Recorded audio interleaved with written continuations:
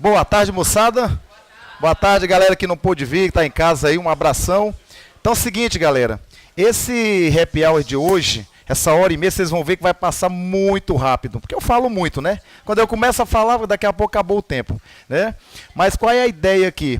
A última aula da PRF 18.1 da noite, eu fiquei devendo a parte final do edital, que se referia a sujeitos da relação processual. Até o pessoal viu isso aqui, 18.1 da noite, viu e vai rever hoje. O pessoal 18.1 da manhã não viu isso aqui ainda. E possivelmente não dará tempo amanhã, que é a nossa última aula, 18.1 manhã. Então nós estamos ainda trabalhando lá as provas, vamos terminar amanhã a parte de provas, e aí não vai dar tempo de ver isso aqui, por isso o happy hour. A 18.2 está muito bem servida com o professor Francisco, não está comigo em processo penal. Mas certamente, então, quando vocês tiverem essa aula lá com ele, aí vocês já vão estar bem afiados, né? Porque o professor vai chegar, você vai dizer, professor, vou ver se eu lembro isso aí que você vai dar agora. Então lá na última aula, na aula 7 ou 8 dele, não sei se lá são 7 ou 8, aí ele vai trabalhar isso com vocês, já vão estar bem afiados em relação a isso aí, tá bom? Então é o seguinte, galera, o que nós temos aqui? Rito processual para delitos praticados por funcionários públicos. Como é que funciona? Como é que é o procedimento para um crime praticado por funcionário público? Não é para qualquer crime que se usa esse rito. E é por isso que aqui está em negrito essa parte, que é isso aqui que vai mudar para o funcionário público em relação a qualquer outro réu, qualquer outro acusado. Vai ter isso aqui que não tem para os demais.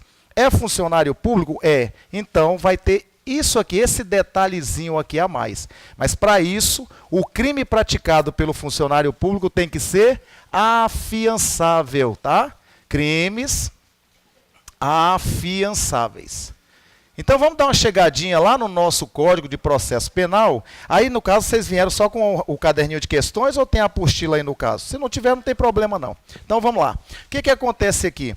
Tudo começa com o oferecimento de denúncia por parte do promotor ou queixa. Essa queixa, o Código Penal está se referindo àquela queixa subsidiária. Lembram disso? Ação penal pública, promotor. Ação privada, o ofendido. Mas aqui, essa queixa é aquela ação privada subsidiária, quando o promotor não oferece denúncia no prazo legal, de 5 dias para réu preso ou 15 dias para réu solto, vem o ofendido, artigo 29 do CPP, e oferece a queixa no lugar da denúncia do promotor. Então há aqui um oferecimento de denúncia ou queixa. Qual seria o procedimento normal se não fosse um funcionário público? O juiz ia analisar essa peça acusatória e iria receber ou rejeitar essa denúncia ou queixa. Mas como é um funcionário público, então o juiz faz o quê? Ele vai autuar esta peça acusatória e vai notificar o funcionário público para uma resposta preliminar, que será dada no prazo de 15 dias. É isso aqui que vai cair na sua prova. Então essa resposta preliminar, o funcionário público pode ser ele ou o seu advogado, tá? Por quê? Porque aqui ainda não tem processo. O juiz não recebeu a peça acusatória ainda. Então não tem processo. Então ele ou o seu advogado poderão oferecer essa resposta preliminar, dizendo o quê? Senhor juiz, não tem sentido essa acusação, eu tenho aqui as provas de que nada disso aconteceu, que esse crime não ocorreu, que isso não é crime, né? Que estaria extinto a punibilidade, ele traz a matéria dele de defesa. Se ele convencer o juiz com essa peça, o juiz faz o quê? Rejeita a denúncia. Sabe o que eles botam na prova? O juiz absolve o réu. Não tem nada que absolver. Mas que absolvição? Absolvição é quando o juiz acata uma acusação, vai para o processo, e lá no processo, o juiz, depois de todas as provas analisadas, teve ampla defesa, contraditório, aí ele vai ver se condena ou absolve. Aqui não é o caso. Aqui o juiz está para ver se acata ou não acata ainda a acusação. O cara convenceu o juiz. Então o juiz fala, nem é caso de processo. Rejeito a denúncia ou queixa. Acabou. Não vai ter processo. Agora, se a peça não convenceu o juiz, aí, meu irmão, agora o teu tratamento, funcionário, vai ser igual ao de qualquer outra pessoa, qualquer outro réu. O juiz aceita, recebe a denúncia ou queixa, manda citar o réu para se defender. E a peça agora é resposta à acusação no prazo de 10 dias. Esses 10 dias não vai cair na sua prova, porque a partir daqui já estamos na fase processual, aí é processo penal, a galera que faz o curso de direito, interessa para eles daqui para lá. Para você já não interessa. Então o que a sua prova vai querer saber é o seguinte, como é que é isso aqui? Quer dizer, é funcionário público, qualquer crime? Não, só para crimes afiançáveis. Se for inafiançável, meu irmão, aí esquece. Crime afiançável, praticado por funcionário. O juiz, antes de analisar se recebe ou não recebe a acusação e manda citar o réu, ele manda notificar. Você vê que aqui ó, não é citação, é notificação, porque o cara não é réu ainda. Aqui é citação do réu, então o réu é citado. Aqui ele não é réu. Ele está sendo notificado, que é o nome do funcionário público, é a administração pública que está em jogo. Então tem um cuidado a mais de dizer, olha, para você não ir para o banco dos réus, explica melhor isso aí para mim. O promotor está te acusando aí de um negócio grave, e aí, como é que fica?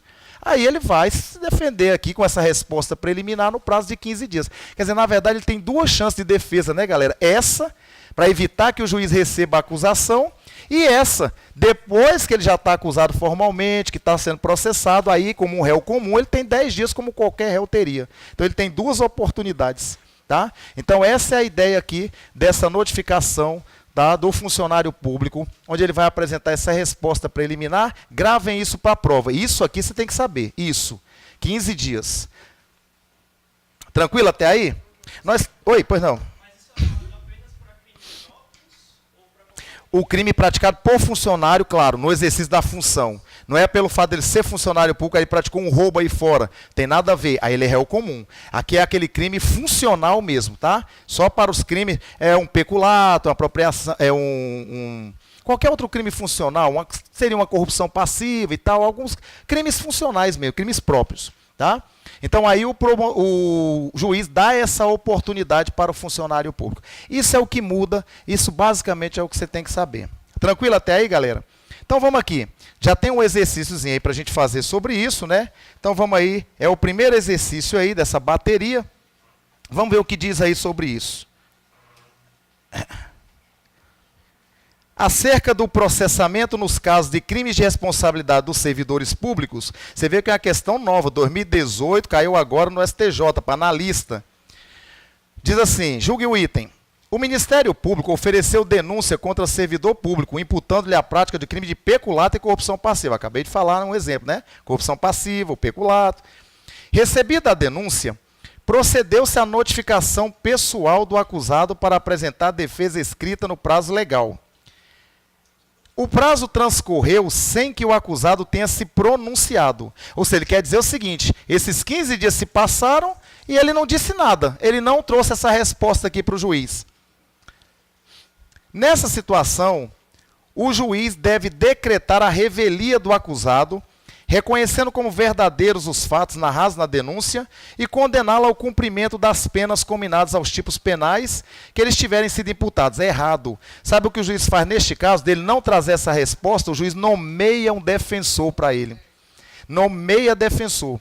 Então, cuidado com isso. Agora, cá entre nós, o examinador escorregou aqui. Quem viu?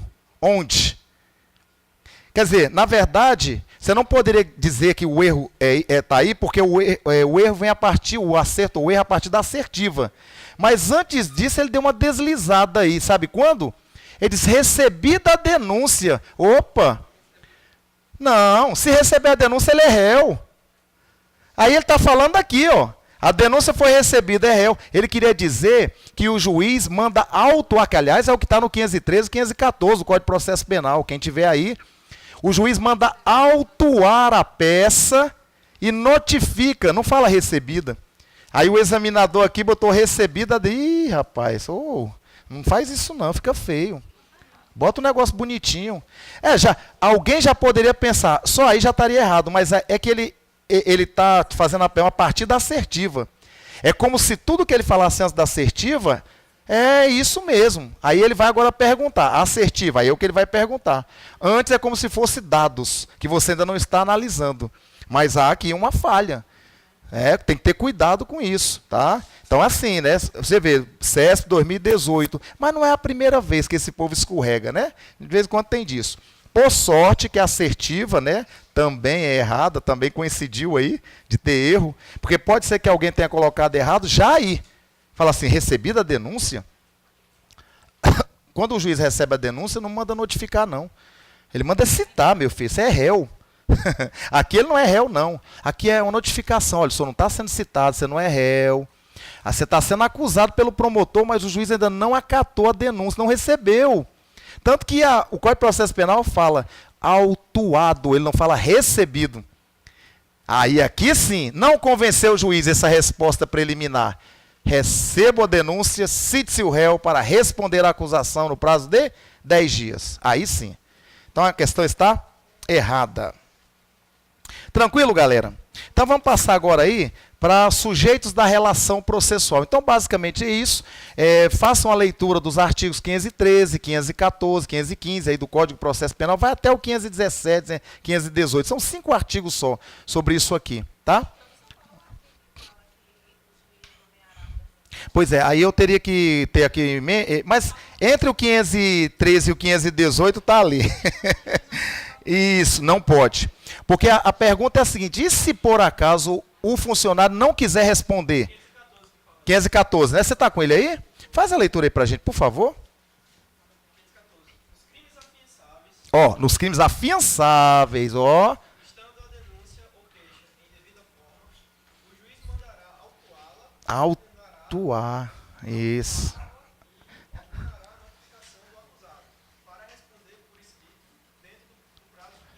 Aí, show. Não precisa mais, tá bom, tá beleza? Então é isso, galera, tá? Tranquilo.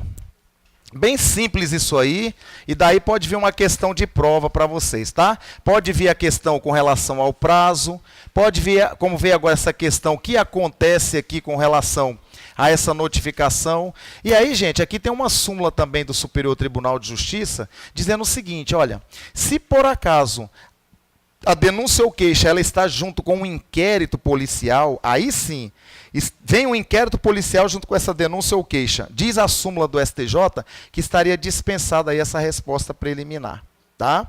Mas aí vamos ver aqui se eu anotei essa súmula para vocês.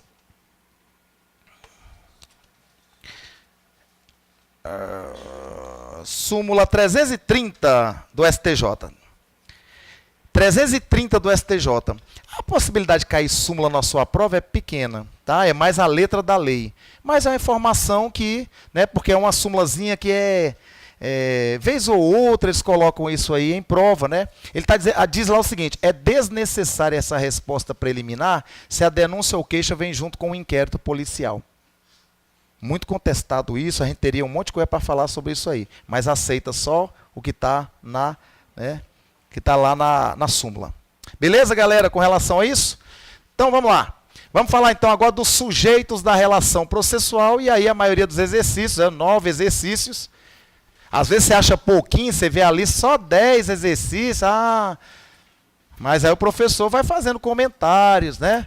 Vai pegando aí a parte teórica em cima desses exercícios. Quando vê 1h30 não dá para nada.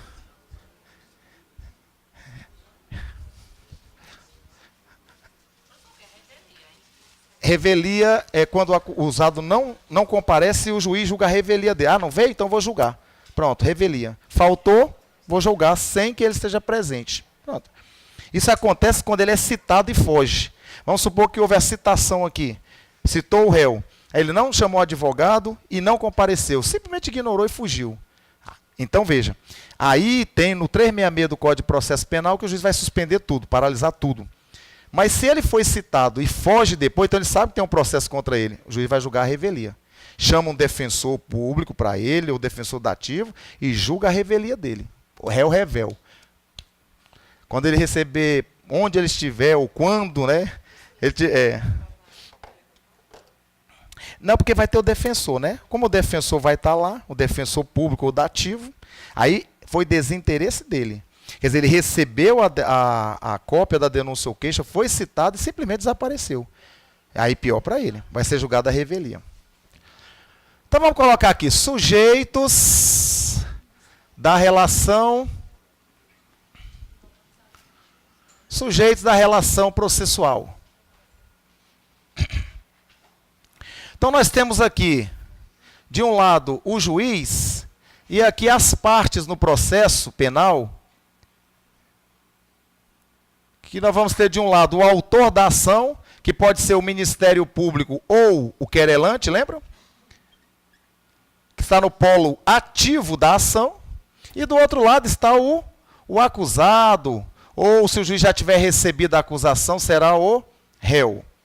Então veja, galera, o Ministério Público aqui, quando ele está entrando com uma ação penal contra alguém, ele é parte no processo.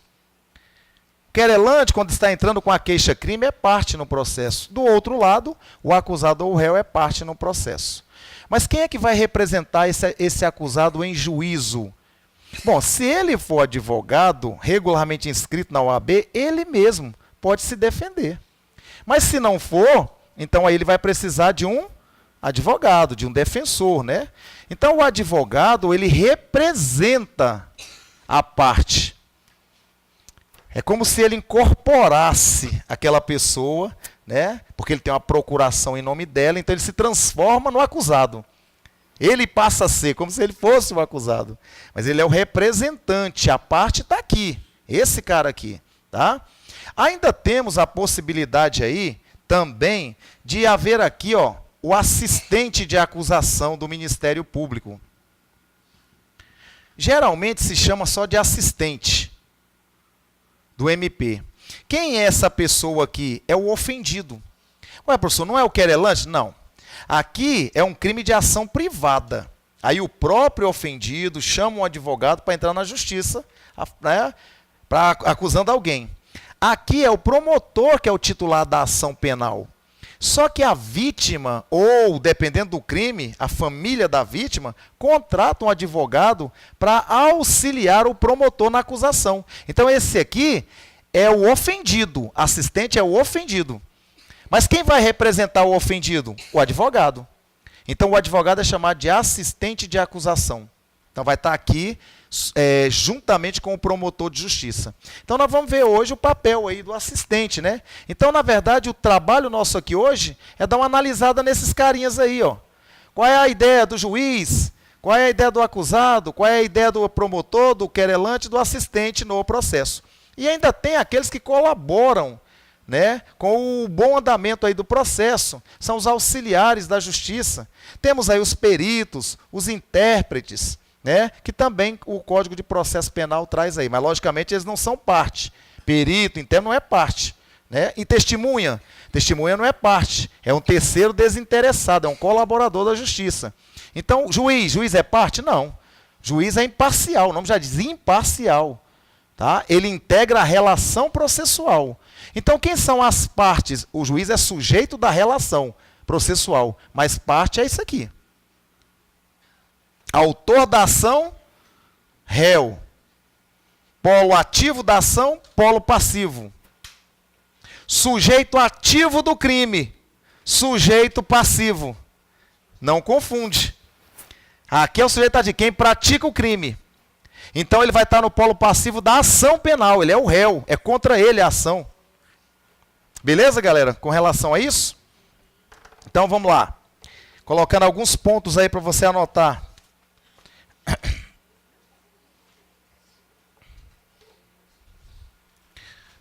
Em relação ao juiz.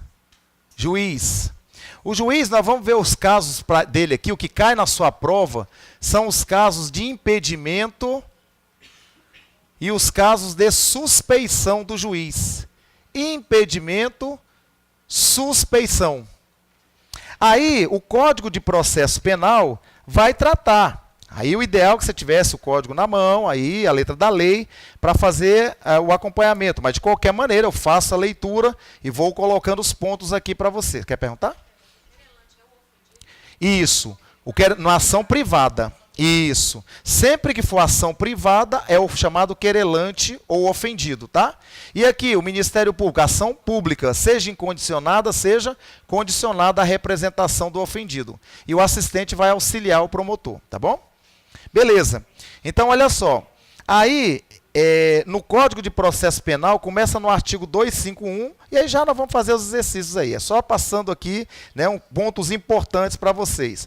O artigo 252 do Código de Processo Penal vai trazer os casos de impedimento. Artigo 252. E o artigo 254 traz os casos de suspeição do juiz. Então, galera, isso aqui cai em prova. Porque tem gente que confunde os casos de impedimento com os casos de suspeição. Aqui, quando o juiz impedido julga um caso, ó, o nome está dizendo impedimento, ele não tem nenhum poder de julgar, nenhum. Então, se ele julgar, alguns doutrinadores não falam que o processo está nulo, não. Fala que ele é inexistente. Inexistente. Nada do que ele fez, nada valeu. Agora, os casos de suspeição, aí as partes em geral têm que alegar. A regra é que ninguém pode escolher o juiz que vai julgar a sua causa, claro. Onde for sorteado, aquele juiz é natural da causa, ok, beleza. Só que aí você diz assim, não, mas esse juiz aí é suspeito. Por que ele é suspeito? Porque ele é amigo íntimo da parte. Pô, ele é padrinho do filho do réu. Como é que ele pode julgar? Pô, ele é inimigo capital do réu ou da vítima. E como é que ele pode julgar? Então, neste caso, ele é suspeito. Aí, um caso de suspeição. Isso aí é a casquinha da pipoca. A casquinha da pipoca é uma desgrama. Ah, não é não da pipoca? É desde de manhã, né? Eu, quando como pipoca, o meu único trauma com pipoca é esse problema aí. Porque quando vem aquela casquinha, você tosse até outro dia. Então, olha só, galera. Então, os casos de suspeição e impedimento estão alocados aí no artigo 252 e 254. Quando a gente for fazer aí os exercícios, certamente um ou outro exercício, ele vai cobrar isso aí. Qual o caso de suspeição, qual o caso de impedimento, tá? Então, aqui, ó, por exemplo, no artigo 252, ele diz assim, o juiz não pode exercer jurisdição no processo em que, quer dizer, ele é impedido, né? Tiver funcionado o seu cônjuge ou parente, consanguíneo ou afim. O que é um parente afim? Assim, afinidade, tá. Mas é aquele que advém de quê? De matrimônio. É o sogro, é decorrente do casamento. É o sogro, é a sogra, é o genro. Esse é o parente afim. O parente consanguíneo, claro, né? Aí vamos ver se a linha é reta ou é colateral, né? Então vamos ver aqui, por exemplo, vamos ver se eu consigo fazer esse trem aqui. Esse aqui é direito de família, sucessões. Mas, ó, tá aqui o juiz. Isso é importante você saber, porque às vezes na prova ele coloca só o grau que está aí até o 3º grau. Aí você tem que decorar isso. Mas tem um examinador que fala assim, eu vou colocar aqui o irmão do juiz para ver. Né? Aí você teria que saber, peraí, mas o irmão do juiz é parente em que grau? Então veja bem, ó, o juiz está aqui. Aí você sobe. O parente dele em linha reta ascendente em 1º grau é quem? Pai, os pais dele. Vou colocar o pai aqui. O avô dele, o pai do pai, 2º grau, em linha reta. O bisavô, 3º grau, bisavô. Na linha descendente, aí vem, ó, 1º grau, filho. 2º grau, neto. 3º grau, bisneto. Aí na linha descendente. E os colaterais? Agora vamos lá, colateral. O irmão do juiz, está aqui o irmão do juiz, ó. Para você chegar nele, você tem que ir no parente, ou nos parentes aqui, comum para os dois. Então, juiz aqui, pai é o primeiro, desce aqui, irmão é o segundo. Você faz isso aqui, ó. Vocês não estão enxergando aí, né? Que eu estou na frente. Eu botei o negócio lá na... Isso é muito prejudicado. Mas agora você pode ver, olha lá. Eu estou dando a chance. E o tio? E o tio do juiz? Ah, o tio do juiz é irmão do pai dele, né, cara? Então o tio está aqui, ó. Então o tio, você vem aqui. Primeiro, tem que ir no parente comum dos dois. Então você tem que subir para o avô. Aí é o 2º grau. E vem para o tio. Então ele é um parente de 3º grau. Percebeu? Por quê? Porque aqui o irmão do pai é o tio. Os dois, o que eles têm em comum? Esse cara aqui. É comum para os dois. Então você tem que ir até lá. Não pode parar aqui. O sobrinho. Entra onde aí? O sobrinho não é o filho do tio? Não é? Sobrinho.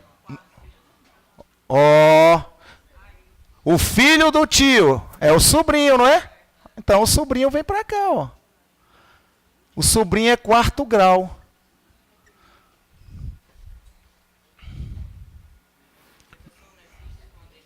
O filho do tio é sobrinho. Tá, então é primo, tá bom. O filho do tio é primo, beleza, tá bom.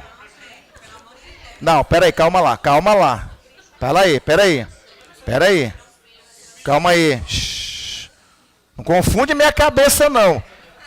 Só porque eu sou professor de penal e entro na área de... Aí vocês querem me sacanear?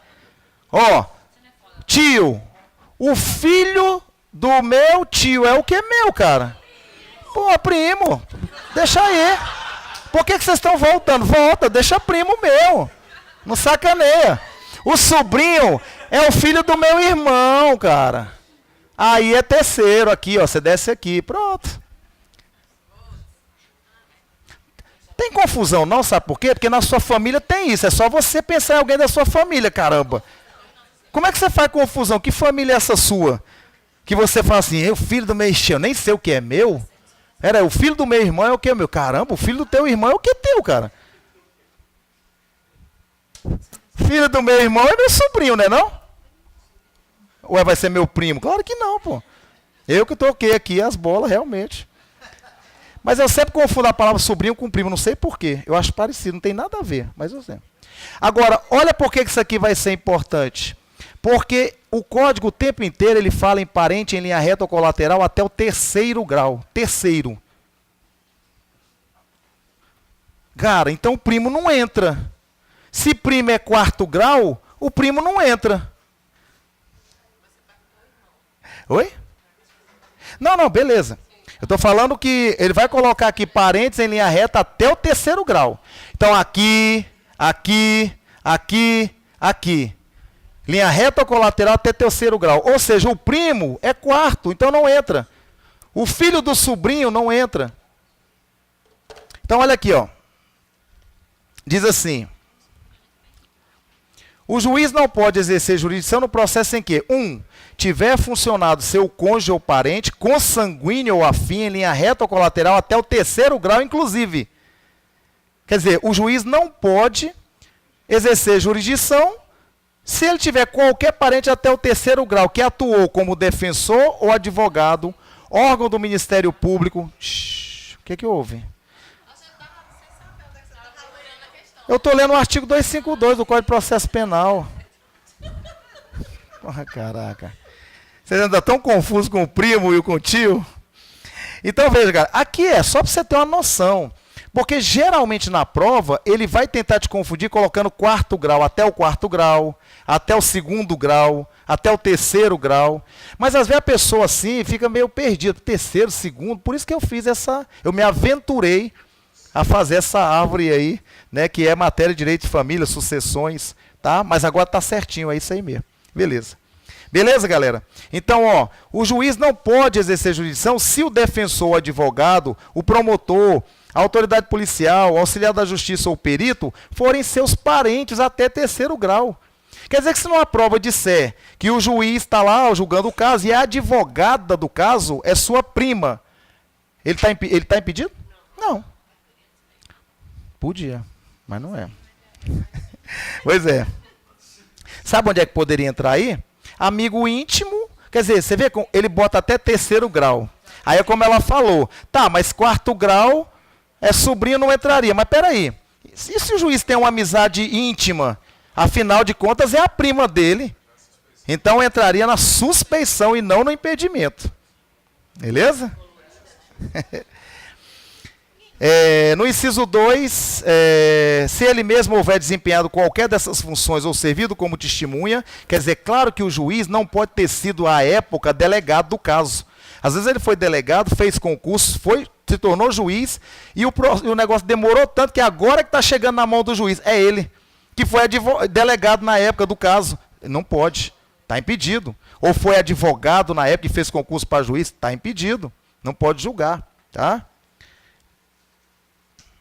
Tiver funcionado como juiz de outra instância, pronunciando-se de fato ou de direito sobre a questão. A mesma coisa, agora ele é desembargador, quer dizer, está um nível acima de juiz, né? Foi promovido a desembargador, e aí chega uma causa lá para a turma.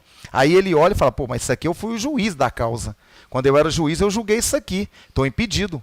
Eu tenho que sair e os outros julgam. Eu não posso julgar isso aqui, porque eu fui o juiz da causa. Tá?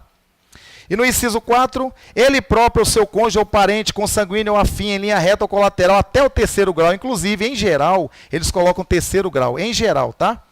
For parte ou diretamente interessada no feito. Lógico, gente, vocês acham que não acontece. Teve uma ação aí, uma porção de gente entrou, é o chamado litisconsórcio, várias pessoas entrando na justiça com uma ação contra uma empresa de telefonia. E aí, a causa estava lá na mão de uma juíza para julgar. Adivinha quem era uma das partes desse processo? Ela, a juíza. Rapaz, está de brincadeira, cara. Como é que tu pode julgar uma causa que você é parte? Tu tá doido? Pois é porque no Brasil nada é impossível, nada. Quando tu fala assim, pô, isso é fake, cara. Hoje no mundo dos fakes, isso aí é impossível de acontecer. Tava lá o nome dela como parte. Vocês acreditam que ela ainda teve a coragem de dizer assim, nossa, eu nem tinha reparado que era nesse processo que eu era a parte. Eu achei que era, olha só. Quer dizer, aí é que ela está piorando a situação, porque ela não sabe nem quem são as partes. Ela não está lendo o processo. Então, olha que absurdo. Ela é impedida, está aqui dizendo, tá? Depois vem os casos de suspeição. Tem 6 casos aí de suspeição. Eu vou fazer o seguinte, nós vamos lá para os exercícios, e aí dentro dos exercícios eu aponto no Código de Processo Penal, onde estão os casos aí de suspeição, tá? Oi?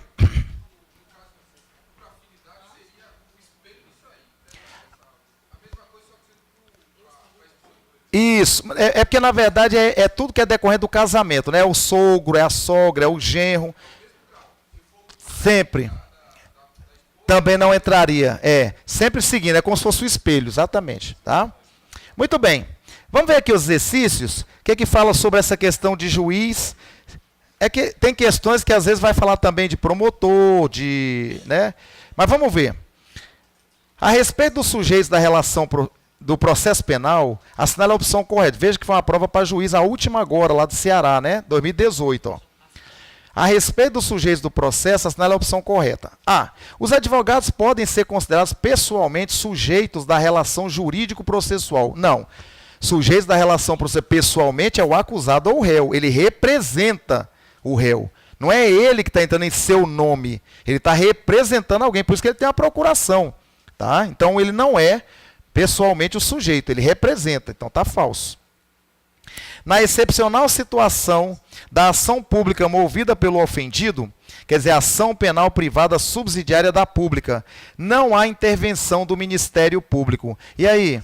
Lembram do artigo 29 do Código de Processo Penal, né? Que o promotor pode fazer o quê? Quando ele perde não é perde o prazo, é que passou o prazo e ele não fez nada. Na verdade, às vezes ele pensa assim, não, eu vou fazer, eu ainda vou agir, mas o ofendido falou assim, olha, mas você ficou parado aí, passou 5 dias ou 15 dias, no caso de réu, você não fez nada, eu entro com a minha queixa-crime subsidiária. Aí o que o promotor pode fazer? Repudiar aquela queixa e oferecer denúncia substitutiva. Ou então, que é muito mais raro de acontecer, é ele aceitar aquela queixa que vá para o juiz e ele vai ser o assistente do querelante. Quer dizer, o querelante vai tocar a causa e ele vai ser o assistente. E se o querelante abandonar a causa, não há perempção aí, cuidado. Aí ele assume como parte principal. Perempção é um instituto típico só de ação privada. Aqui o crime é de ação pública. Apenas o ofendido está entrando no lugar do promotor com a queixa supletiva. Tá? Então, obrigatoriedade da ação pública. Letra C. As causas de impedimento e de suspeição do juiz estendem-se aos membros do Ministério Público. Boa essa. Está no artigo 258. Então, galera, tudo que se aplica em termos de suspeição e impedimento para o juiz, se aplica também ao membro do Ministério Público. Tá? Então imagina que o promotor foi delegado do caso na época. Então ele tem que dizer, olha, eu não posso entrar, eu não posso tocar essa causa aí porque, né, há uma questão de impedimento aí. Cuidado, isso aí também é súmula, tá, do STJ. O fato do promotor investigar um crime não o torna suspeito para ingressar com a ação penal.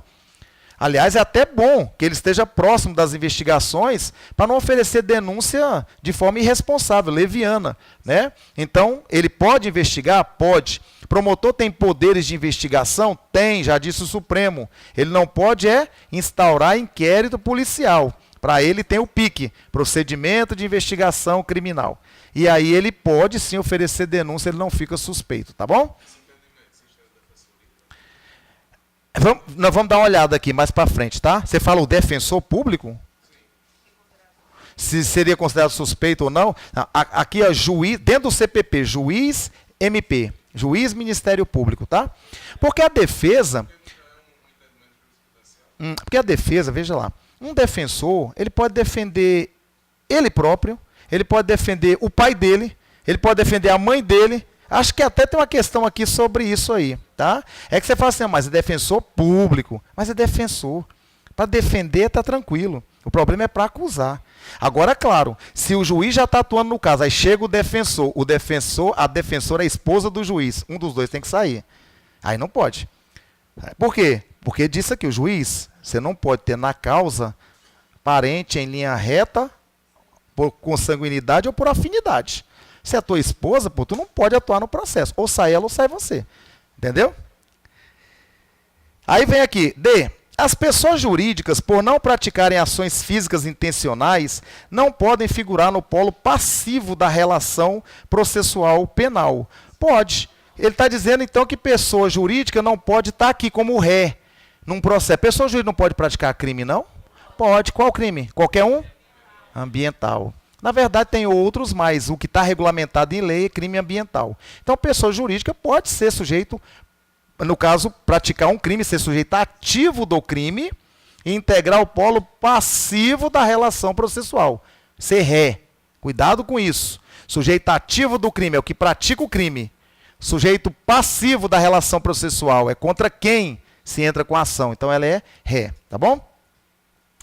Aí, para quem quiser anotar, é o artigo 3º da Lei dos Crimes Ambientais, a 9605 de 98, e o artigo 225 da Constituição Federal fala sobre isso. Pessoa jurídica pode ser sujeito passivo de crime. Sujeito ativo, praticar crime, e sujeito passivo. Pode ser vítima também? Pessoa jurídica pode ser vítima de crime? Danos morais, a questão do dano moral, a questão da difamação. Né? Beleza. Da Constituição. Então, como é que ficou a 1, galera? Letra C de casa, tá? 2. Essa é a 2. É a 2. Porque a primeira já era aquela do funcionário público. É errada, tá certo. Essa então é a 2. É que para mim aqui não está numerado, tá? Então, vamos para 3. Filho de acusado está impedido de exercer a advocacia em favor de seu pai em processo criminal. Olha aí, tá vendo? Então, na verdade, né? O que não pode é um defensor atuar no processo sendo parente do juiz. Aí não pode. Mas aqui, no caso, ele vai defender o pai dele. O que tem? Não tem nenhum problema, tá? Quem está com o código aí, vem aí o 252. O que diz aí?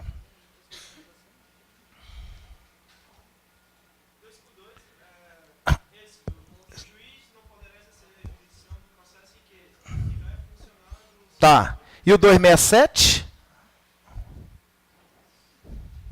Os termos do artigo 252 não funcionarão como defensores dos parentes do juiz. Tá aí, tá? Não funcionarão como defensores os parentes do juiz. Tá bom? Beleza, então aí tá errado. Hã? Pode grifar. Aquilo que eu for comentando aqui que tiver no código aí, vai grifando. E quem não trouxe, só tá com a folhinha, anota os artigos. Tá? Na medida que eu vou lembrando aqui os artigos, vou passando para vocês. Se bem que eu estou com a folha ali dos artigos também. Não sei porque eu te pedi para ler. Porque agora que eu lembrei que está ali. É só para alguém ler. 267. Deixa de ser chorona. Ó, agora a próxima é a 4, né, galera? Vamos lá, me ajuda porque aqui está sem número. Membro do Ministério Público que participe ativamente do curso da investigação criminal. Nossa, acabei de falar. Não pode oferecer denúncia, devendo ao final do inquérito encaminhar os documentos cabíveis para outro membro do parquê. Parquê é Ministério Público, que decidirá acerca do oferecimento ou não de denúncia. Certo ou errado? É errado.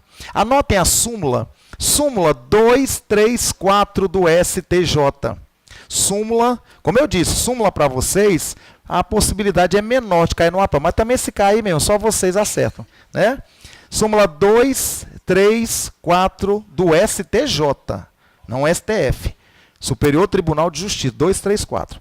Dizendo que o Ministério Público não fica impedido, né, não fica suspeito para oferecer denúncia se participou das investigações. Ah, agora estou suspeito que eu participei da investigação, não posso oferecer denúncia. Por quê? Até melhor. É até melhor, né? STJ, Superior Tribunal de Justiça. STJ. Vai trocar por um F aí não, senão o bicho vai pegar. Não é o 234 do Supremo não, é STJ, tá? Qual é a próxima? 5. O Corréu, olha como é que escreve Corréu, desse jeito mesmo, feinho assim, com a nova reforma, né? A reforma aí ortográfica, antigamente tinha o hífenzinho, agora não, é desse jeitinho mesmo, Corréu, tá? É o que ajudou o autor, é o coautor do crime. Aqui ele vai passar a ser o corréu. O autor de um crime é réu. E o coautor do crime, que ajudou a praticar o crime, é o corréu. É o que está junto com ele no polo passivo aqui, tá? Mais de um réu. Réu, corréu. Então diz assim, ó. O corréu poderá atuar no mesmo processo como assistente da acusação do início da ação penal até seu trânsito em julgado, desde que é autorizado pelo representante do parquê. Você vê que eles gostam de botar a expressão parquê, aí geralmente prova para delegado, para juiz, porque isso aí na faculdade é só o que se vê, né? O Ministério Público, ele é tido como parquê, né? Parquê dá uma ideia de piso, de chão. Claro, antigamente quando o Ministério Público foi criado, né? Hoje ele não é tão mini assim. Por isso que é mini, é piso, parquê, tem até a cera parquê chamada, não tem uma cera, parquê, piso. Parquê é piso. Como não é do seu tempo? O que você quer dizer com isso? Não entendi. Peraí.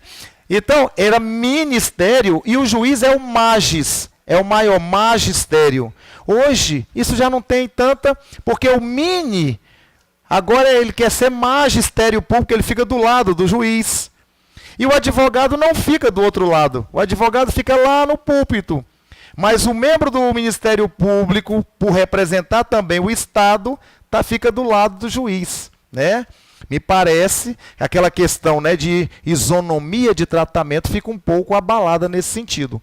Porque imagina os jurados vendo ali o juiz, o promotor do lado dele, e o outro que fica ali é o escrivão, o assistente do juiz. E o advogado fica aqui. Aí o jurado pensa, cara, se o promotor está do lado ali de Deus, do lado do juiz, esse cara já deve estar certo mesmo.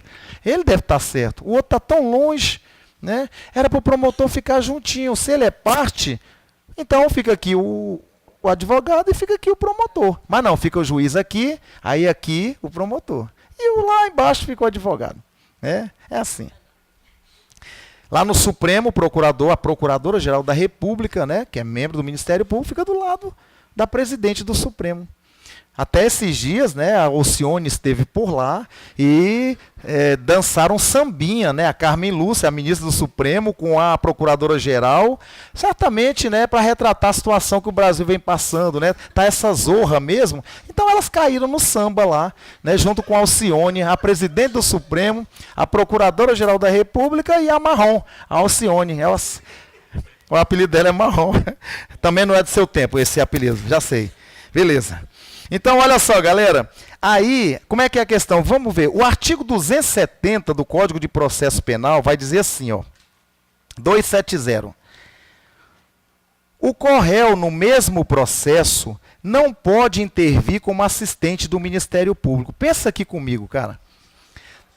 É até a questão lógica.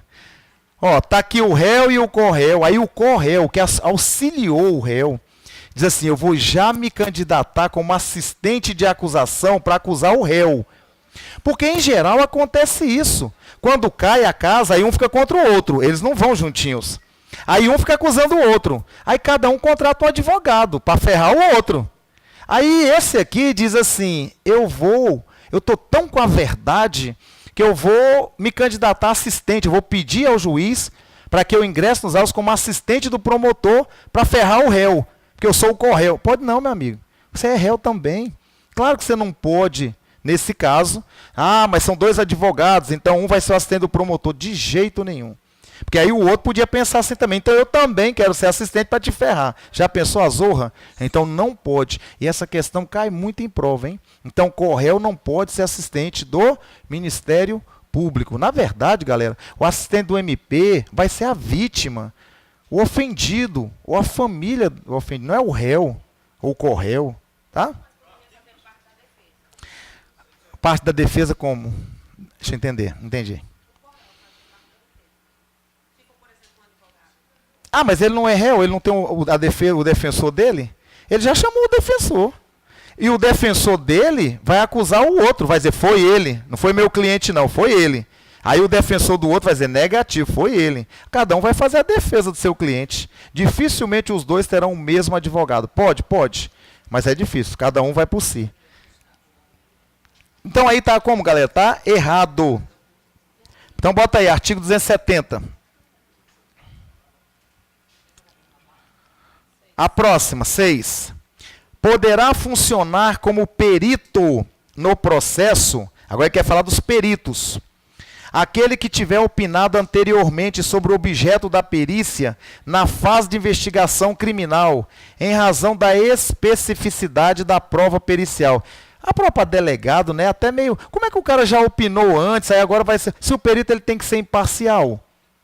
Então pega aí, seu artigo 279, agora sobre os peritos, tá, galera? Quem não trouxe, não tem problema. Eu faço aqui a leitura, você anota aí para você acompanhar. Mas já advirto, essas questões, tudo que eu falei aqui agora, tanto a questão do funcionário público, aquele rito, como isso aqui, o sujeito da relação processual, é o que está na lei. É o que está na lei.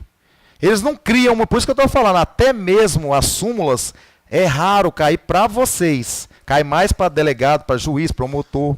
Para vocês é o que está na lei. Tá? Então você tem que estar fixado aqui na lei. Tá? Ó, 279. Não pode ser perito. Eu vou aqui para o inciso 2. Os que tiverem prestado depoimento no processo ou opinado anteriormente sobre o objeto da perícia. Olha aí. E 3. Analfabeto e menor de 21 anos. Importante, hein? Claro, analfabeto, até porque o pessoal da 18.1 da noite já viu isso comigo, o pessoal da manhã vai ver amanhã de manhã comigo. Perito oficial tem que ser portador de diploma de curso superior, é obrigatório. Não dá para ser perito analfabeto. Como, cara? Não tem como. Né? Então, sem querer desmerecer e tal, mas tem lei, o pessoal da Polícia Federal viu comigo lei, que para ser vigilante tem que ter a 4ª série, não pode ser analfabeto. Agora imagina um perito, como seria analfabeto? Não dá, né, cara? Então, pode ser deputado federal, pelo menos na prática. Teoricamente também não poderia. Na prática tem, semi-analfabetos e tal. E os menores de 21 anos, aí é interessante, hein, galera? Porque você pensa assim, pô, foi maior de 18, tá valendo. 21 anos, cuidado com isso, tá? Outro que eu quero que vocês marquem, quem não trouxe, anota aí para você marcar em casa, é o artigo 280. Não, é porque eu estou agora só seguindo aqui para fazer essa leitura, para vocês marcarem. É extensivo aos peritos, no que lhes for aplicável, o disposto sobre suspeição dos juízes. Galera, cuidado aqui. Tudo que vale para o juiz em termos de suspeição, vale para os peritos. Suspeição. Impedimento, aí é só promotor, juiz. Agora, falou em suspeição, vale para os peritos, inclusive para os intérpretes. Intérprete pode ser suspeito? Pode. O intérprete é aquele que faz aqueles sinais, né? Quando a pessoa que vai, por exemplo, uma testemunha. Aí a testemunha é surda, muda. Aí vai precisar do intérprete. Esse intérprete ele tem que retratar com fidelidade o que aquela pessoa está dizendo. Então, ela não pode ter nenhuma ligação com as partes no processo. Não pode ser suspeito. Então, aí toma cuidado com isso, porque às vezes eles botam suspeição ou impedimento. E aí não é o caso, tá? Muito bem. Isso. Agora, para o promotor, não. Ministério Público, tanto os casos de suspeição quanto de impedimento. O que vale para o juiz em termos de suspeição e impedimento, vale para o promotor. Agora, quando chega nos peritos, só o que é relacionado à suspeição. Até porque perito não teria mesmo nada com jurisdição e tal, então não tem porque ter impedimento. Aí é só suspeição mesmo. Tá? Muito bem. Então aí, pode funcionar como perito ou não? Errado, né? Então aí está falso. A próxima. Em se tratando de ação penal pública incondicionada, somente o MP, e aí cuidado porque o CESP ele faz muito isso. Ele bota lá o MP. Você tem que saber que o MP é o Ministério Público. Tá? Então ele faz isso nas provas. Não é que o professor colocou isso aqui para ficar mais curtinho, não. Ele coloca lá na prova, MP. Tá? Então, em se tratando de ação penal pública incondicionada, somente o Ministério Público poderá sustentar a acusação, não sendo permitida a assistência, sob pena de se caracterizar a vingança privada. Certo ou errado? Errado. Artigo 268, está aí o assistente. Então, galera, olha só. Sobre esse assistente, eu quero colocar alguns dados aqui para vocês sobre isso. Sabe por quê? O assistente é muito importante para a sua prova. Fala aí.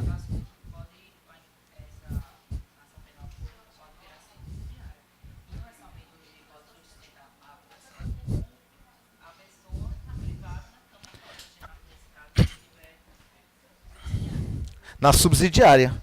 Tá, mas não sendo permitida assistência.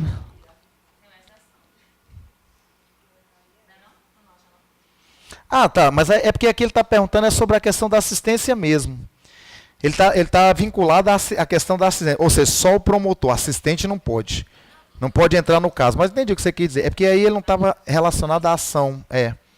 Ele queria só saber o seguinte: cabe ou não cabe assistente ou só o promotor pode ir numa ação penal pública?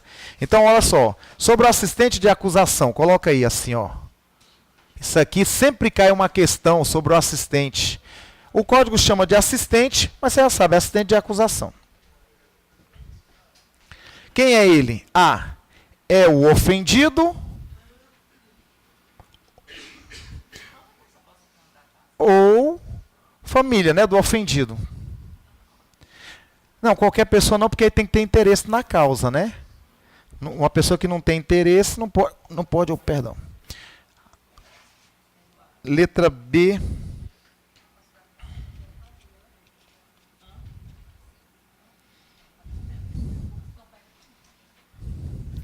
Ela quer me derrubar. Aí, tá vendo? Tô falando.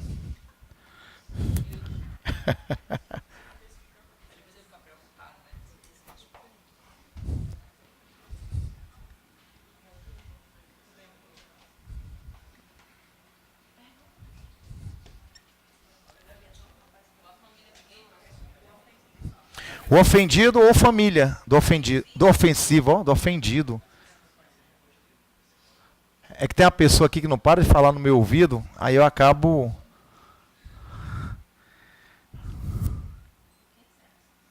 MP...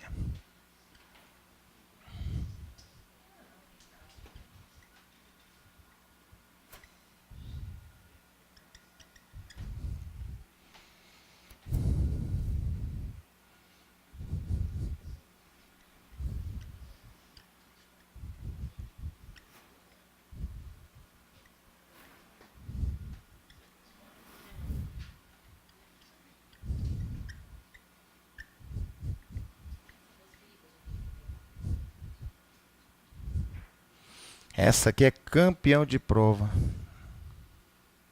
Não cabe recurso.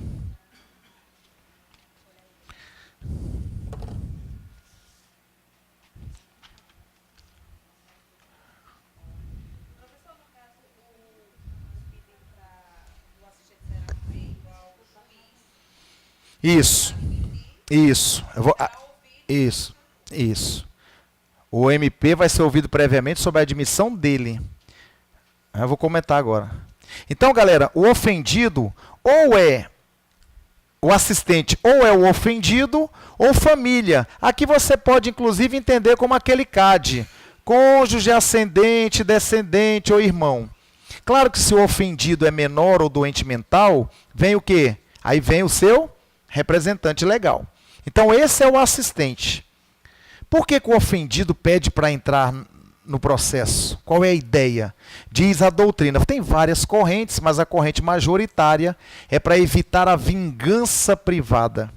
Evitar a vingança privada, e é um direito dela ingressar na justiça contra o seu ofensor, auxiliando o acusador. Tá? Agora, cá entre nós, na verdade o que se quer mesmo, porque havendo uma condenação, vai se buscar depois uma indenização na esfera civil. E dependendo do caso, dependendo de quem é o réu, dependendo do valor da causa, a família contrata esse assistente para quê? Para quando o réu for condenado e transitar em julgado, o juiz vai estabelecer uma indenização mínima, o juiz criminal estabelece um valor mínimo, e o restante a pessoa vai buscar lá no cível, a indenização. Aí o advogado já continua. Ele já estava ali, o assistente de acusação vai buscar no cível a indenização. Quer dizer, na verdade o que se busca é isso. Alguns alegam, não, eu coloco o assistente, eu contrato um advogado, porque o MP já é suficiente para acusar. Né? É concursado, é capaz, não precisaria de um assistente. Mas às vezes a família quer garantir que aquela pessoa vai ser condenada. Então bota mais um para ajudar na acusação. Bota mais um advogado. Pode colocar mais 2, 3? Pode. Quanto ela puder pagar. A pergunta é, o juiz tem que autorizar o ingresso desse assistente nos autos ou não? Tem que autorizar, sim. Para entrar nos autos tem que autorizar. Outra pergunta. Mas e se o promotor disser assim, eu não gosto de trabalhar com assistente, eu gosto de trabalhar sozinho. Eu sou autossuficiente. Não quero ninguém, holofotes é só para mim. Pode isso? Não está no querer dele, não. Agora, por que ele é ouvido previamente sobre a admissão do assistente? Porque o juiz, antes de decidir, vai ouvir o promotor. Porque pode ser que tenha algum tipo de impedimento legal daquela pessoa entrar. Pode ser o réu no processo, querendo ser assistente. O promotor tem que ser ouvido. Falou, opa, não pode não. Aí, nesse caso, não pode. Uma pessoa que chamou lá o advogado, e esse advogado não é habilitado para entrar nos autos, fala, olha, assistente, você tem que pegar outro advogado aí, então não vai ter como ele entrar, porque ele não tem habilitação legal. Ou seja, algum tipo de impedimento nesse sentido. Mas se não houver nada, o promotor não pode dizer, eu não quero não, eu quero trabalhar só. Porque a ação é pública, é minha, é incondicionada, então só eu posso entrar. Foi isso que a questão perguntou. Só o promotor, porque é pública incondicionada. Não, o assistente tem todo o direito de entrar. Mas olha que interessante, se o juiz disser não para ele, não cabe recurso. Aí tu fala, ué, mas então se eu quero entrar, é direito meu, e o juiz diz não, e eu não posso recorrer, eu tenho que aceitar isso? Recurso não. Mas você tem ações autônomas de impugnação que você pode se valer para garantir o seu direito líquido e certo. Agora é constitucional. Qual é o remédio? Mandado de segurança. É direito líquido e certo meu, eu entro com mandado de segurança. Quem foi que me pediu? O juiz. Entro com mandado de segurança para o tribunal. Mas mandado de segurança não é recurso. Habeas corpus não é recurso. Primeira aula nós vimos isso, pessoal da 18.1. Né? Habeas corpus não é recurso, é ação autônoma de impugnação. Embora dentro do CPP ele está dentro da parte de recursos. Mas ele tem toda a carinha, a feição de recurso. Mas ele é uma ação constitucional, remédio constitucional. Então, a mesma coisa mandado de segurança. Então, cuidado com como ele vai dizer na prova. Se ele disser não cabe recurso, verdadeiro. Mas se ele disser não cabe nenhum tipo de providência por parte do assistente, se o juiz disser não, é errado. Ele pode tomar outras providências. Tá? Não pode recorrer, não tem um recurso específico para isso. Admitindo ou não admitindo, tanto faz. Então, cuidado que isso aqui é campeão de prova, hein? E está escrito aí no CPP. Então, toma cuidado com isso. Deixa eu localizar para você anotar. É o artigo 273. 2, 7. Campeão esse, hein? Olha aí. Faz a caveira. Pronto. Caveira nele. O MP deve ser ouvido previamente? Sim. 272. Aqui, em que momento ele pode... Em que momento o assistente pode entrar nos autos? Será que lá na fase do inquérito ele já pode pedir para entrar? Só na fase processual. Não.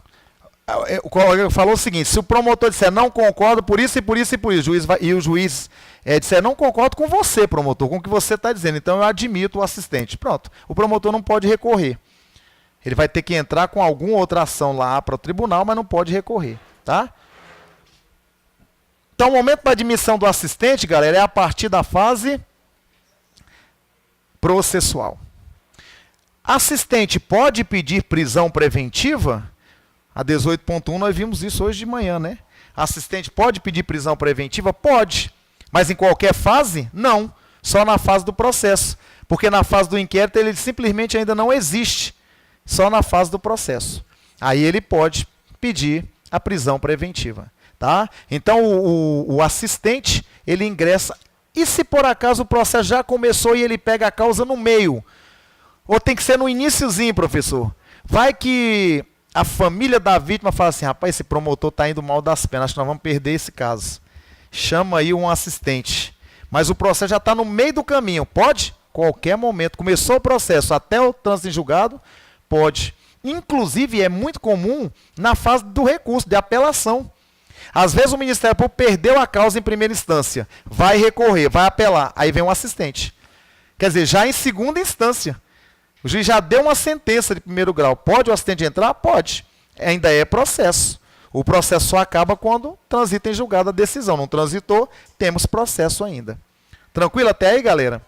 Então, muito cuidado com esses pontos aqui em relação ao assistente.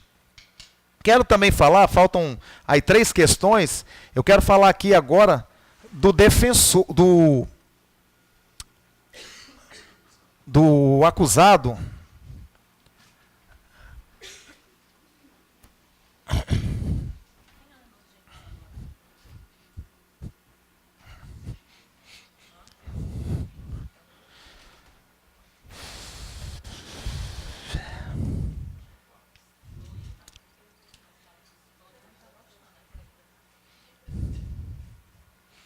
Colocar defensor, depois eu boto acusado.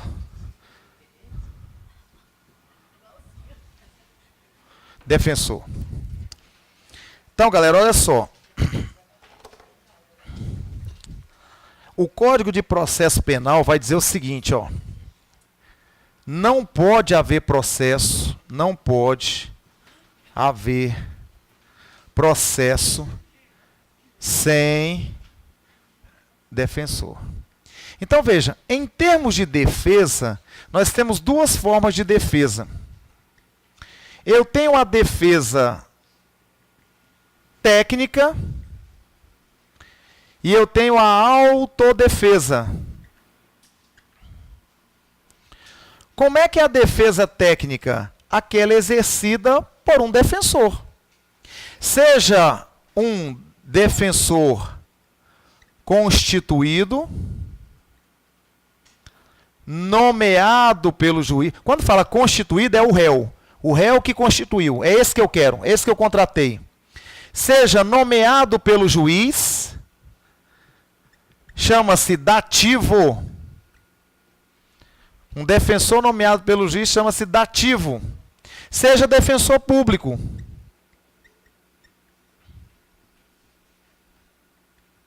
Tem gente que confunde defensor público com dativo. Não. O que é o defensor dativo? O advogado se formou, o bacharel em direito se formou e falou assim, olha, juiz, eu sou aí voluntário, se tiver algum processo aí, eu estou como voluntário, acabei de me formar, quero treinar e tal. Não é um defensor público que fez concurso para a defensoria pública. É um defensor que o juiz vai nomear para aquele processo. Para aquele processo. É o defensor dativo. E o constituído é o que o réu quer. Então, isso aqui é a defesa técnica. Essa daqui, galera, anotem, ela é irrenunciável. Irrenunciável. Se o réu disser assim, eu não quero defensor. Cadê o papel para assinar? Abro mão de um defensor. Se isso acontecer, vai estar tudo nulo ao final. Tem que ter um defensor.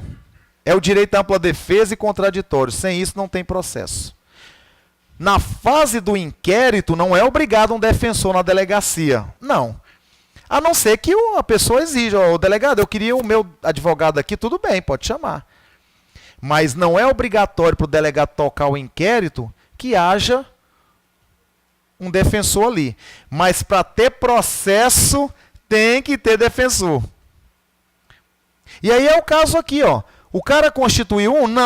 Não quer constituir. Então o juiz vai nomear um para ele. Ah, mas não tem dativo, professor, por ali. Então, defensor público. Agora, o que é essa autodefesa? É o próprio réu que vai fazer a defesa dele, mas aí cuidado. Não estou falando mais da defesa técnica. Se o próprio réu é advogado, então ele vai fazer a defesa técnica dele. A autodefesa, essa é renunciável. Está ligada ao quê? Agora é o próprio réu dentro do processo que vai se defender. Exemplo, interrogatório. O juiz chama o réu para ser interrogado. Ele pode ficar calado, mas é a chance que ele tem de se autodefender. Então, a autodefesa, essa é renunciável. É renunciável. Então, essa daqui é exercida pelo próprio réu dentro do processo.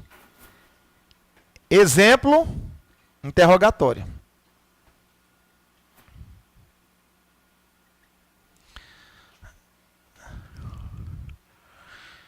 É por isso, galera, que a doutrina majoritária diz o seguinte: quando o juiz chama o réu para ser interrogado, ele tem o direito de não ir. Porque ele está abrindo mão do seu direito de falar sua versão para o juiz. Então ele não precisaria ir. Eu não gosto disso, porque o Código de Processo Penal não diz isso textualmente. Ele diz que qualquer ato que sem o réu não puder ser realizado, o juiz pode mandar conduzi-lo coercitivamente. Mas aqui a doutrina majoritária fala, mas isso aqui está ligado ao direito ao silêncio. É a autodefesa. Sim, então vá. O juiz chamou, vá. Quando chegar lá, você diz, eu quero ficar calado. Pronto. Diga-se de passagem, o interrogatório que ele tem o direito de ficar calado é quanto aos fatos. Vou até colocar aqui, quanto aos fatos. Por quê? Porque quanto à sua correta qualificação, ele tem que falar. Nome, profissão, estado civil, endereço. Agora, chegou nos fatos. Tá feio esses fatos, né? Quanto aos fatos. Aí não. Quanto aos fatos, você tem que falar. Ou, quanto à sua identificação, você tem que falar. Agora, chegou nos fatos. Quero ficar calado, não quero falar nada. Pronto. E se mentir quanto aos fatos? Nada acontece porque não tem o crime de perjúrio no Brasil. Quer dizer, perjúrio é o réu que mente em juízo. Pois é. Nos Estados Unidos é. Ele também tem direito ao silêncio lá. Mas se ele resolver falar, já sabe. Promete dizer a verdade. Ou fica calado, ou diz a verdade. E isso é o que a nossa Constituição fala, direito ao silêncio. Silêncio é uma coisa, mentir é outra, pô. Mas não tem nada na lei dizendo sobre o crime de perjúrio. Por isso ele não tem como ser punido por mentir em juízo. E alguns doutrinadores dizem que está dentro do direito dele de direito ao silêncio. Não, silêncio é ficar calado. Mentir é outra coisa. Ah. Oi.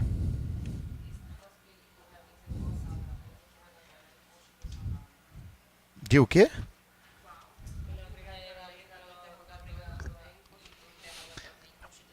Pois é, na verdade a doutrina majoritária não é que é inconstitucional. Na verdade é o oposto. Na verdade o que se diz é que o fato dele ser forçado aí é que seria inconstitucional, porque estaria violando o direito dele ao silêncio. Eu não vejo assim. E aí veja aqui, ó. Veja aqui. Artigo 260 do Código de Processo Penal. Eu vou te dar a lei E depois eu vou dizer o que diz a doutrina majoritária, como eu já estou dizendo agora. A doutrina majoritária diz que ele não é obrigado a comparecer ao interrogatório. Doutrina majoritária, pronto. Interrogatório. Mas e os outros atos, professor? Qualquer ato? Ou tem algum que ele pode ser forçado aí? Tem. Reconhecimento. Foi chamado para ser reconhecido. Isso é um ato, ele não tem que fazer nada. Não exige nenhum comportamento ativo dele, é só chegar lá e ficar parado. Pronto. Ele não está se autoacusando. Então aí ele tem que ir. Percebeu? Agora, exame grafotécnico. Queremos comparar a assinatura que tem no documento com a sua. Faça aqui, escreva aqui um negócio. Não. Aí eu tenho que fazer alguma coisa? Vou produzir prova contra mim? Não, não vou fazer. Só para que esse bafômetro? Não. Aí não. Mas comportamento passivo, que você chega lá e fica parado? Aí não. Então veja aqui comigo, ó, o 260. Se o acusado não atender a intimação, olha aqui, ó. Se o acusado não atender a intimação para o interrogatório, reconhecimento ou qualquer outro ato que sem ele não possa ser realizado, a autoridade pode mandar conduzi-lo à sua presença. Poxa. Aí vem a doutrina e fala, pois é, mas tem a Constituição. Aí esse dispositivo aqui que fala do interrogatório está ferindo o direito ao silêncio, porque é a autodefesa dele. Mas ninguém está dizendo que ele está sendo obrigado a ir para falar. Até porque tem um interrogatório em relação à sua qualificação. Ah, mas ele já foi qualificado, é só para os fatos mesmo, então ele não precisa ir. Comparece e chega lá, diz, eu quero ficar calado quanto aos fatos. Pronto, pode ir embora.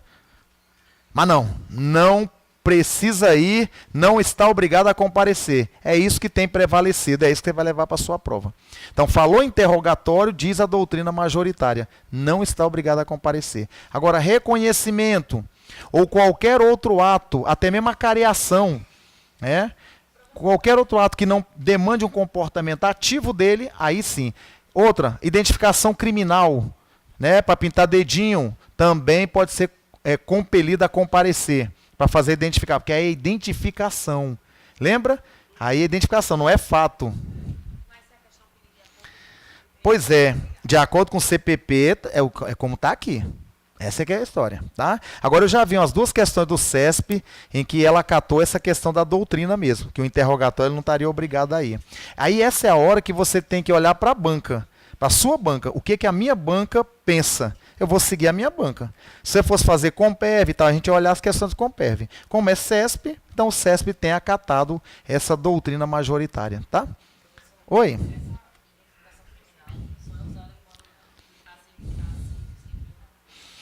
Aí tem uma lei própria de identificação criminal que não está no edital de vocês.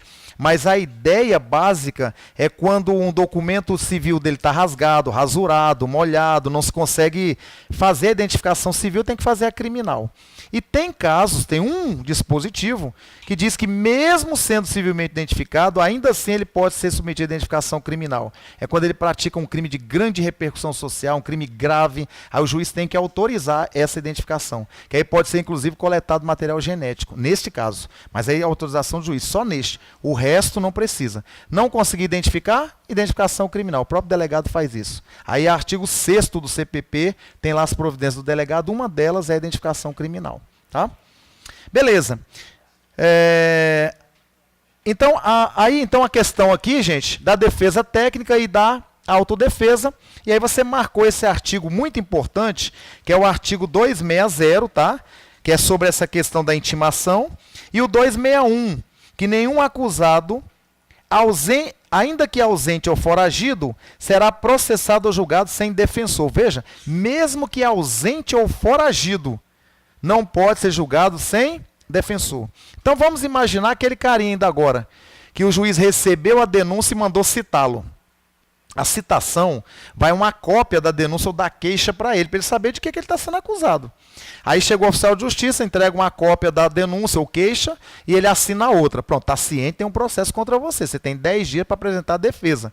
Aí o que o cara faz? Some. Assinou e sumiu. O que o juiz vai fazer? Vai nomear um defensor, porque não pode ter processo sem defensor, mesmo que ele é ausente ou foragido, e o juiz nomeia aqui um defensor e toca o processo à revelia dele.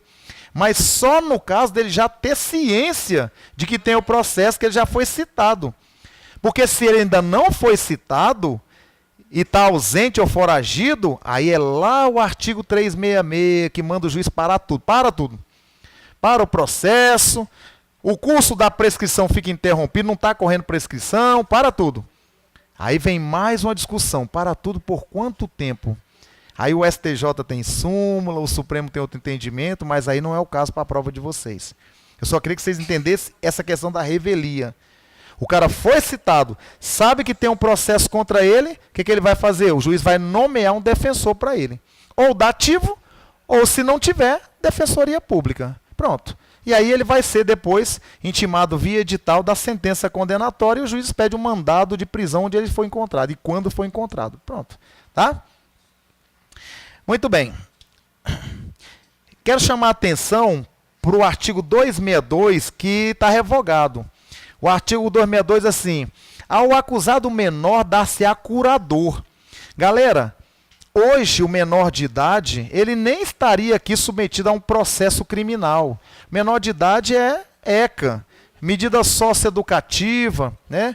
Eu não quero falar, é inimputável, mas há possibilidade de curador para inimputável. Quando? Doente mental. Aí sim vem um curador, mas para o menor não. Menor de 18 anos, aí ele é submetido à justiça, à vara da infância e da juventude. Não tem mais esse negócio de dar curador para o menor. Agora, se é doente mental, sim. Aliás, sobre doente mental, cuidado com isso, porque doente mental, vamos imaginar que o doente mental matou alguém. Tem que ter processo? Tem que ter inquérito? Tudo igualzinho. Inquérito, processo, testemunhas, defesa, advogado, tudo. A diferença é ao final, na hora que o juiz vai dar a sentença. Aí o juiz não pode dizer, condena o réu a 4 anos de prisão, 6 anos de prisão. Não pode, porque o cara é inimputável. Aí o juiz vai fazer o quê? Manda submetê-lo à medida de segurança. Hospital de custódia ou tratamento. Hospital de custódia e tratamento, que é estabelecimento penal. Existe a chamada, inclusive, de absolvição imprópria. Por quê? Porque o cara não vai para casa, que aí é absolvição própria, pode ir embora, está livre. É absolvição imprópria. Por quê? Absolveu, como se dissesse, não praticou crime, mas vai para o hospital de custódia e tratamento. É uma absolvição imprópria. Né? Quer dizer, não é condenado, penalmente falando, mas é submetido a uma medida, não pode ir para casa. Então é chamada absolvição imprópria, tá? Então, o inimputável, o doente mental, se submete a um processo do mesmo jeito, inclusive tem prescrição para o que ele fez do mesmo jeito, tudo igual ao imputável. A diferença é que se provar da inimputabilidade, o juiz já sabe qual é a medida que tem que tomar ao final da sentença, lá na sentença dele. Muito bem. Vamos para outra questão. É a 8 agora? 8. O acusado detém a prerrogativa de silenciar ao ser interrogado, mas esse direito pode ser interpretado contra ele, consoante o aforismo popular, quem cala, consente. Então assim, a turma da noite 18.1 já viu isso comigo, a 18.1 da manhã vai ver amanhã. O próprio Código de Processo Penal é contraditório em 2 dispositivos. Quer dizer, na verdade, é lógico que o juiz tem que dizer para o cara assim, ó, você tem todo o direito de ficar calado, não é obrigado a responder as perguntas sobre os fatos, e esse seu silêncio não pode ser interpretado em seu prejuízo, é lógico que não. Como é que o juiz puder dizer assim, ó, tu tem direito de ficar calado, mas se tu calar, é porque tu está consentindo, quem cala, consente. É aquele ditado popular, quem cala, consente. Não dá, né, galera?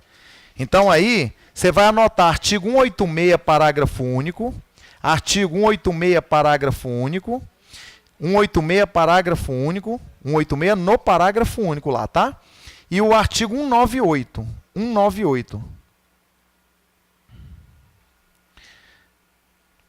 Alguém pode localizar 198 aí? Só para a gente ler o finalzinho, vê se está aí, 198. Senão eu posso... Eu tenho aqui na apostila. Olha só, o 98 diz assim, ó, o silêncio do acusado não importa a confissão, mas pode constituir elemento para a formação do convencimento do juiz. Vai vendo. O 198 diz isso, ó. O silêncio do acusado não importa a confissão, mas pode constituir elemento para a formação do convencimento do juiz. Não pode não, meu irmão. Isso aí, toda a doutrina diz. Esse finalzinho você tem que riscar do seu código. O pessoal da manhã já viu comigo, da noite já viu, e o pessoal 18.1 amanhã de manhã, nós vamos ver isso para riscar. Não pode, isso aí fere a Constituição Federal. Basta ver o 186. Olha o 186.